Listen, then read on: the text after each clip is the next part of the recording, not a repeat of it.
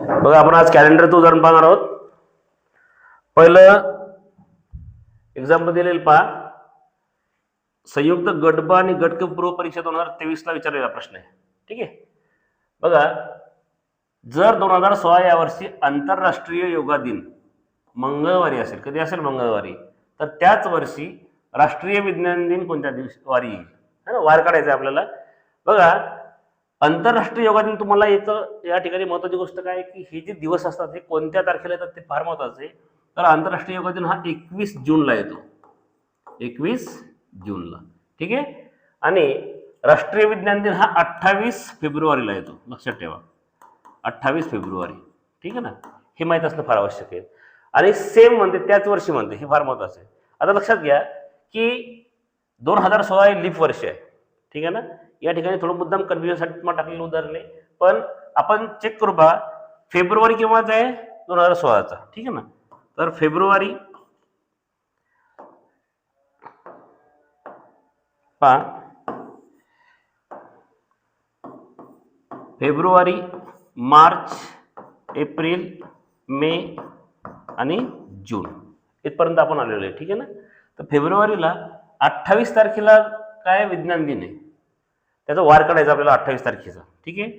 तर 28 जर सोडलं तर आपण 28 महिन्यामध्ये किती दिवस शिल्लक राहिलेले शिल्लक दिवस काढायचे असं जे समोर जातो आपण त्यावेळेस. तर 28 फेब्रुवारी 2016 हे लीप वर्ष आहे, म्हणून फेब्रुवारी 29 दिवसाचा आहे. मग 29 म्हटल्यानंतर फेब्रुवारीमधला एक महिना शिल्लक राहिला. मार्च हा 31 दिवसाचा आहे. तर अशा वेळेस 31ला जर मी काय केलं 7नं भागलं तर 7 चौक 28, बाकी किती उरतात? 3. तर बाकी फार महत्वाचे ना, त्या महिन्यामध्ये राहिलेले दिवस बाकी. तर मार्चमध्ये किती उरतात? 3 उरतात. एप्रिल 30 दिवसाचा आहे, बाकी 2 उरतात. मे 31 दिवसाचा आहे, बाकी 3 उरतात. आणि जूनमधले जे असतात ते सर्व दिवस, जून किती आहे? 21 जून. 21 जून म्हटल्याच्या नंतर 21 पूर्णच्या पूर्ण दिवस घ्यायचे.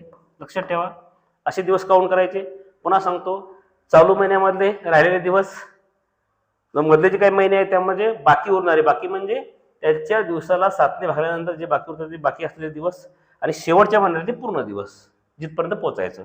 याची बेरीज करायची आपल्याला. पहा, 4, 5, 6, 6 आणि 7, 7 आणि 21, सॉरी 3 आणि 1 4, 5, 6, 7, 8, 9, 10 आणि हे म्हणजे 30 दिवस येऊन राहिले. तिसऱ्या जर मी 7नं भागलं तर 7 चौक 28 है ना, बाकी किती उरतात?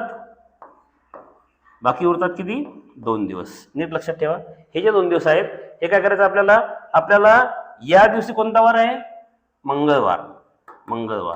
आपल्याला कधीचा काढायचा? आपल्याला 28 फेब्रुवारीचा, म्हणजे याच्या मागचा है ना. 28 फेब्रुवारीला म्हणजे किती दिवस मागे जायचं आपल्याला? उरलेले बाकी दिवस 2 दिवस मागे जायचं. मंगळवार, तर एक दिवस सोमवार आणि दुसरा दिवस येतो रविवार. आलं लक्षात? समजलं? म्हणजे जेवढे बाकी उरतात तेवढे दिवस आपल्याला मंगळवार आहे तेवढे दिवस मागे जायचं. तेवढे दिवस मागे गेल्यानंतर जो उत्तर येईल ते कधीचा असेल? आपल्याला 28 फेब्रुवारीचा असेल. 28 फेब्रुवारीचं कोणता वार येतो? रविवार. ठीक आहे. चलो नेक्स्ट एक्झाम्पल पाहूया आपण. पहा, 1701 ते 1900 पर्यंत किती लीप वर्ष आहेत? दोन्ही वर्ष समाविष्ट आहेत. ASO ला विचारलेलं आहे 22ला प्रश्न. पहा, म्हणजे दोन्ही वर्ष म्हणजे 1701 पण घ्यायचं त्यामध्ये आणि 1900 पण घ्यायचं. खूप सोपं उदाहरण आहे. बघा, एका पूर्ण शतकी वर्षामध्ये लीप वर्ष किती येतात? जनरली 1700च्या नंतर लीप वर्ष म्हणजे काय? शेवटच्या अंकाला 4ने भाग जातो आणि शतकी वर्षाला 400ने भाग जातो. तर लीप वर्ष म्हणजे काय? बघा, आता पहिलं लीप वर्ष जे येते ते 1704ला येते, कारण 2 अंकी संख्येला 4ची कसोटी आहे. 4ला भाग जातो. नंतर 8, 1708, नंतर 12, असं 4चा पाडा कितीपर्यंत?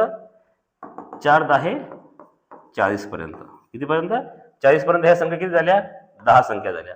बघा, नंतर 11 चौक 11च्या पाड्यात 1744, 11 चौक 44, 12 चौक 48, 4 4 वाढत जाते. पहा, नंतर 52, नंतर एका याच्यामध्ये जे येतात ते पहा, 52च्या नंतर किती? 56, 60, नंतर 64, 68, सॉरी 68, 76, 80, 84, 88, 92, नंतर 1792, हे किती झाले 1792. नंतर 4 वर्ष 96, ठीक आहे ना, आणि नंतर येतो 1800, ठीक आहे. तर हे 96 पर्यंत नीट लक्षात घ्या. तर 1800 हे लीप वर्ष आहे की नाही, या ठिकाणी शून्याची कसोटी नाही चालत. याला 400ने पूर्ण भाग जातो का पाहायचं, 400ने.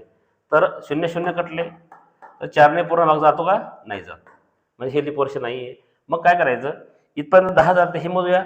44, 48, 52, 4 56, 60, 64, 68, 72, 76, 4 80, 4 84, 4 88, 4 96, ठीक आहे. ओके, चला किती राहिले मग, 10, 11, 12, 13, 14, 15, 16, 17, 18, 19, 20, 21, 22, 23, 24, किती झाले टोटल, 24. नीट लक्षात घ्या. आता 1701 ते 1800 पर्यंत किती झाले, 24. तसेच 1801 ते 1900 पर्यंत, कारण 1900 पण लीप वर्ष नाहीये, इथले 24, म्हणजे 24 आणि 24 किती, 48 लीप वर्ष येतात. किती लीप वर्ष येतात, 48. ऑप्शन नंबर कोणता, कळलं. चलो नेक्स्ट बघा. 30 दिवसांच्या एका महिन्यात 5 शनिवार येतात. महिन्यात 30 दिवसाचे शनिवार किती येतात, 5 शनिवार येतात. तर त्या महिन्याच्या पहिला दिवस कोणता असेल, नीट लक्षात घ्या. जनरली 30 दिवसामध्ये बघा 28, 30 मध्ये जर 7 भागला तुम्ही तर 28 येतात. म्हणजे 28 काय येतात, त्याच तारखेला वार येणार. म्हणजे पहिले जे 2 दिवस 1 तारखेचे आणि 2 तारखेचे, हे जे वार येणार आहेत हे रिपीट येणार आहेत. समजते, किती वेळेस, 5 वेळेस, किंवा 3 आणि इथून पुढचे येणारे फक्त 4 वेळेस येणार येतात.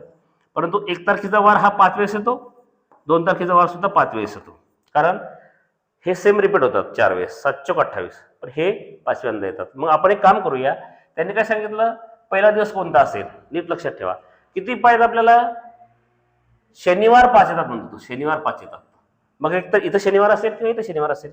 समजा मी पकडे इथं शनिवार आहे, नीट लक्षात घ्या. लक्षात, महिन्याचा पहिला दिवस शनिवार, तर शनिवार आपला ऑप्शन आहे का, नाही. समजा मी इथे शनिवार पकडला, इथे शनिवार पकडला, शनिवार, ठीक आहे. तर बरोबर मी काय सांगितलं, 1 तारखेचा किंवा 2 तारखेचा वार हा 5 वेळेस येत असतो. मग 30 दिवसामध्ये, 30 दिवसामध्ये. मग जर मी इथे शनिवार पकडला तर तो 5 वेळेस येणार, हा पण 5 वेळेस येतो. मग या ठिकाणी कोणता वार असणार आहे, शुक्रवार. लक्षात, शनिवारचा आदला दिवस कोणता, शुक्रवार. ओके, ऑप्शन नंबर किती, 4. ठीक आहे. थँक्यू.